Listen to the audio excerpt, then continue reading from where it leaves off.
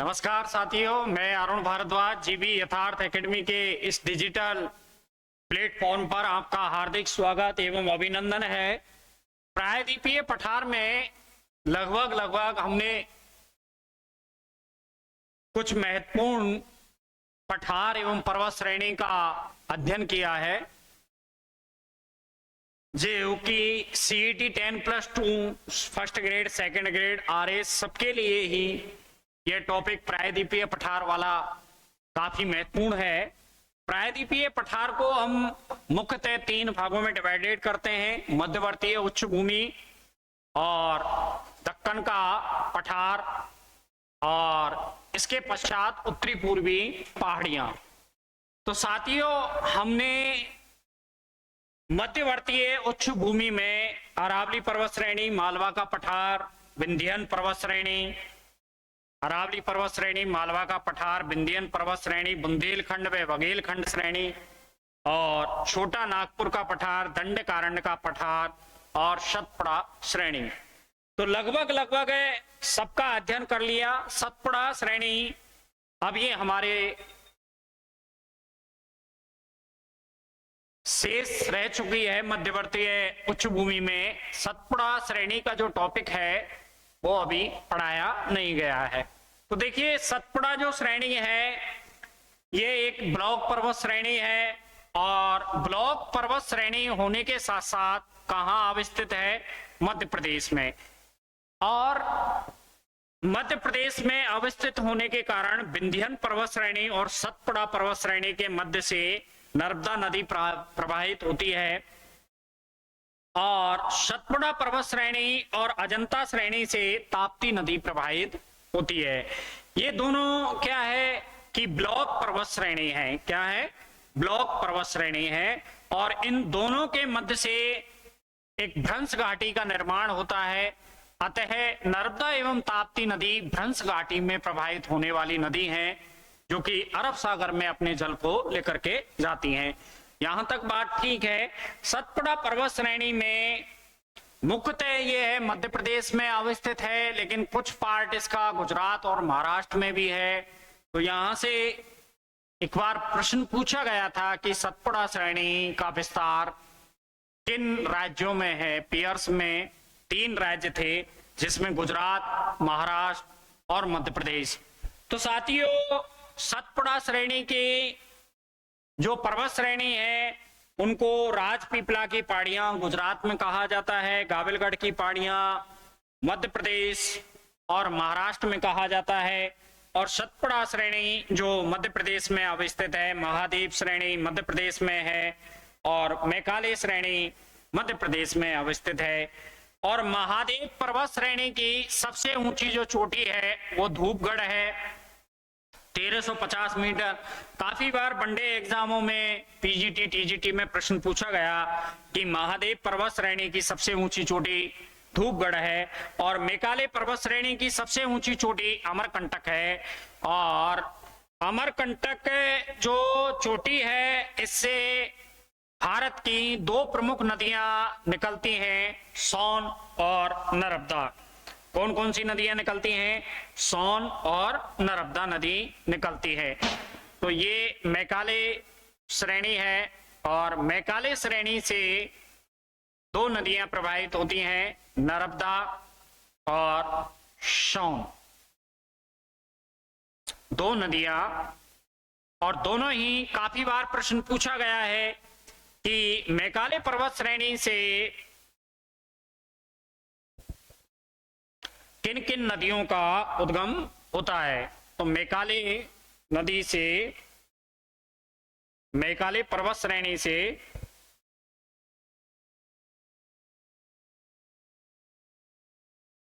मेघालय श्रेणी से नर्मदा एवं सोन नदी का उद्गम होता है। और मेघालय श्रेणी की सबसे ऊंची चोटी कौन सी है? अमरकंटक चोटी है। और महादेव श्रेणी की सबसे ऊंची चोटी है धूपगढ़, 1350। अब साथियों देखिए, महादेव पर्वत श्रेणी के जस्ट नीचे बैतूल का पठार पाया जाता है। किसका पठार पाया जाता है? बैतूल का पठार। और एसएससी वनडे या PGT TGT first grade second grade काफी बार प्रश्न पूछा गया है कि बैतूल का पठार कहाँ अवस्थित है। तो बैतूल का पठार एमपी में अवस्थित है और इस बैतूल के पठार से किस नदी का उद्गम होता है?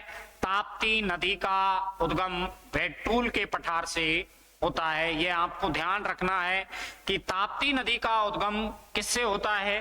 बैतूल के पठार से होता है। अब साथियों, यूपीएससी में बैतूल के पठार से प्रश्न पूछा गया कि बैतूल का पठार, ध्यान दीजिएगा कि बैतूल के पठार में क्या है कि सोपानी संरचना पाई जाती है। क्या पाई जाती है? सोपानी संरचना। और सोपानी संरचना पाए जाने के कारण यहां किसका निर्माण हुआ है? क्षिप्रकाओं का निर्माण हुआ है। किसका निर्माण हुआ है? क्षिप्रकाएं। देखिए, जलप्रपात एक अलग चीज होती है और क्षिप्रकाएं एक अलग चीज होती है। माना कि ये कोई संरचना है,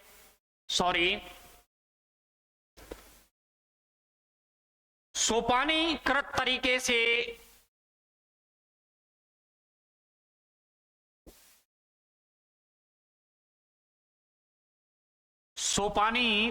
से जब कोई नदी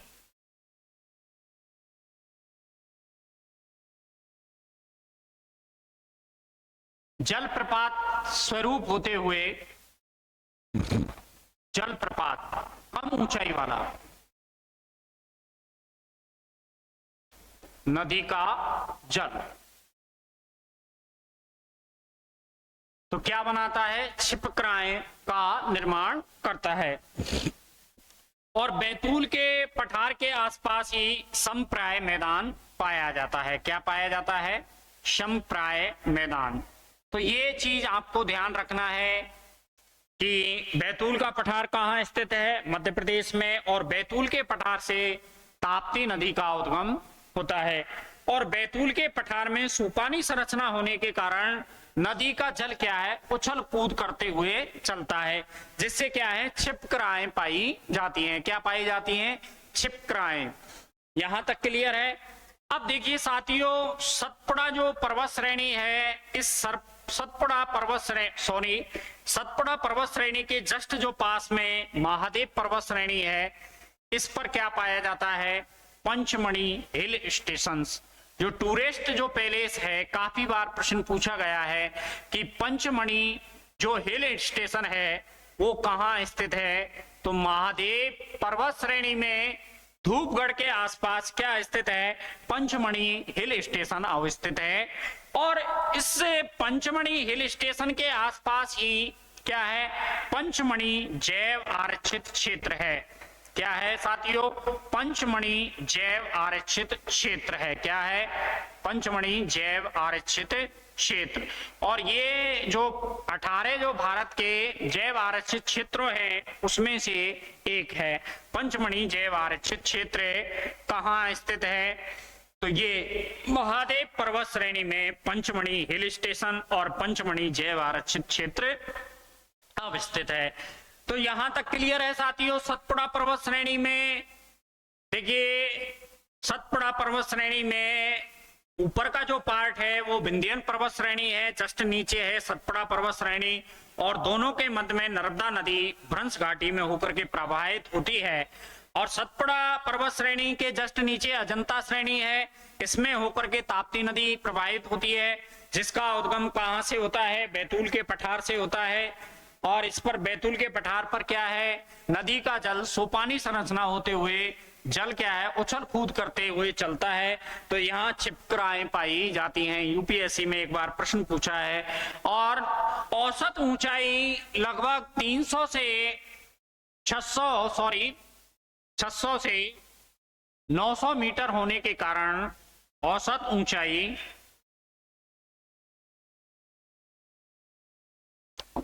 औसत ऊंचाई 600 से 900 मीटर होने के कारण इस पर नदियों ने क्या है? अपर्दन किया है।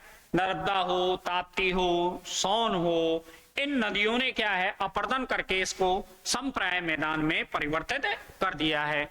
और सतपुड़ा पर्वत श्रेणी के पश्चिमी भाग को हम राजपीपला की पहाड़ियां, उसके बाद ग्वाबलगढ़ की पहाड़ियां, सतपुड़ा श्रेणी और महादेव श्रेणी और मैकाले श्रेणी। महादेव श्रेणी का सबसे ऊंचा स्थान, सबसे ऊंची चोटी धूपगढ़, जिसकी ऊंचाई 1350 मीटर, काफी बार प्रश्न पूछा है। मैकाले पर्वत श्रेणी की सबसे ऊंची चोटी कौन सी है? अमरकंटक का पठार। क्या है?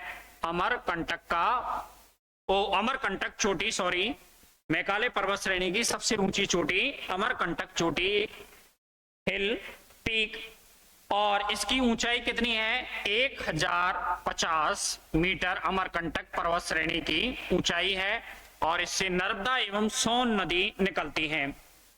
यहां तक क्लियर है?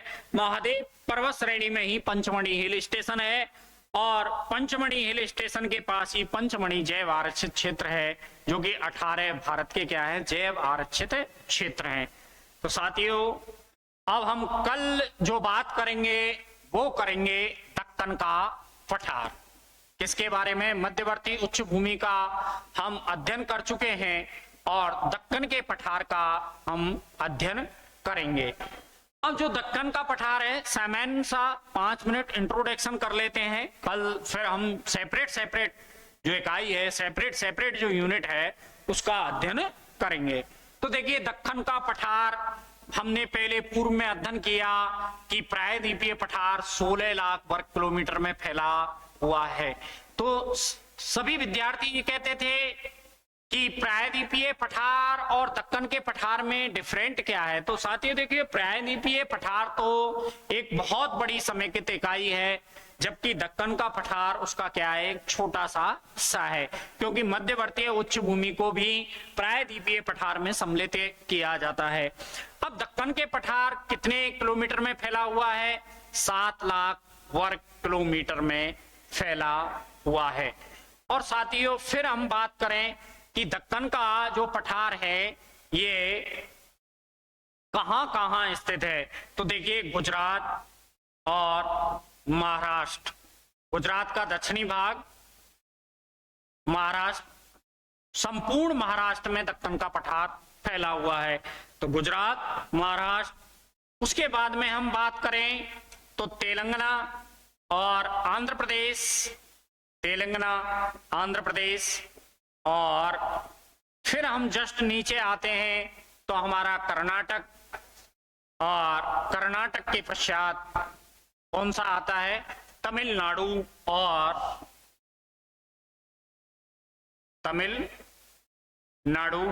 और केरल।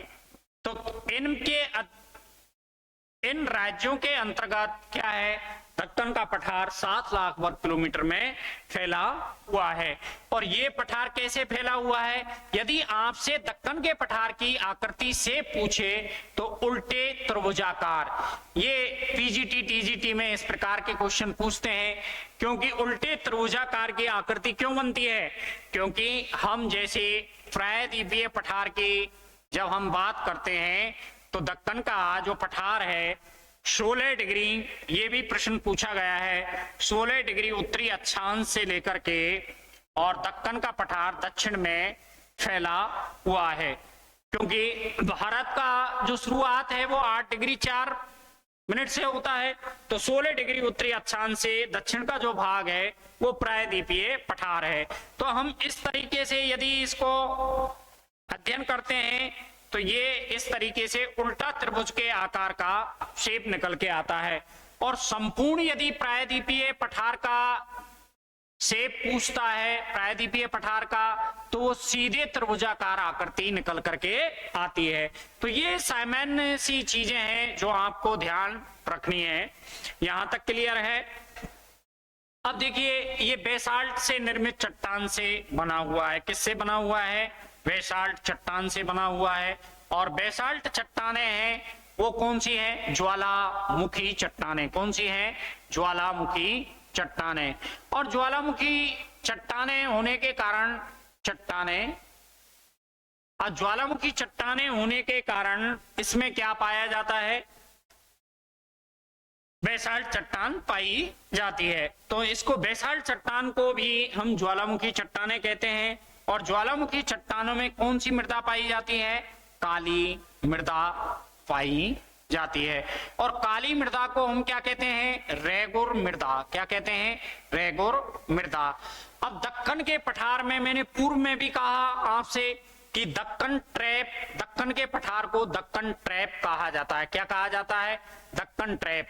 क्योंकि दक्कन ट्रैप में क्या पाई जाती है? सोपानी संरचना। क्या पाई जाती है? यूपीएससी में प्रश्न पूछा था कि दक्कन के पठार को दक्कन ट्रैप क्यों कहा जाता है?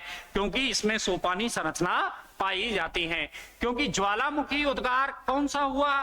दरारी उद्भेदन। कब हुआ? क्रेटेशियस युग में। और दरारी उद्भेदन कब हुआ? क्रेटेशियस युग में।